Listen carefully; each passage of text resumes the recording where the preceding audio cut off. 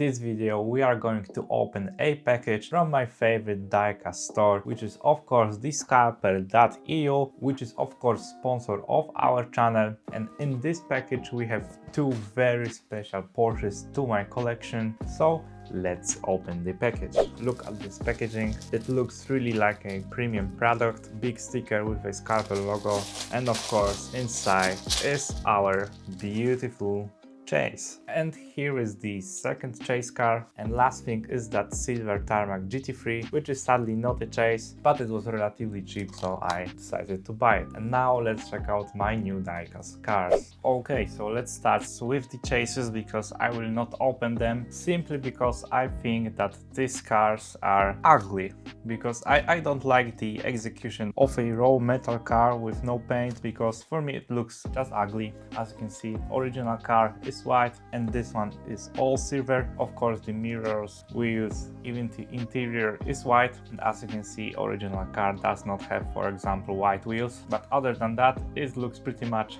the same except no white color. And this is my third Mini GT chase in my collection, and here is my fourth one. Of course, as you can see already, different wheels. These are mismatched, these are the same. Of course raw metal, no paint except on the hood. As you can see we have a bit of a red paint, same on the back, spoiler with a red color, same red mirrors, same decals. So it's not really the best looking car in my collection, but these ones are one of the most valuable ones in my collection. And here I have two of my other chases. Here we have the Martini Dakar, same as before, different wheels, of course raw metal with all the decals and livery. It actually looks really good, so that's a cool thing. And this one is the most stupid one, because we already have like two other silver ones in like standard edition. So seeing this one being completely silver, of course with a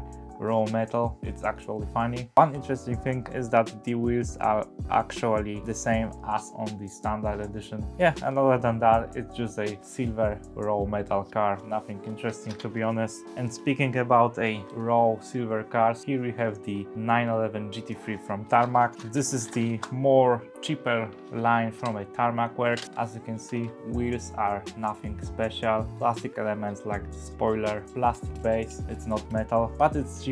But you know, it's cheaper than the standard ones from Tarmac, because this one is from the Global 64 edition, not from the Hub B.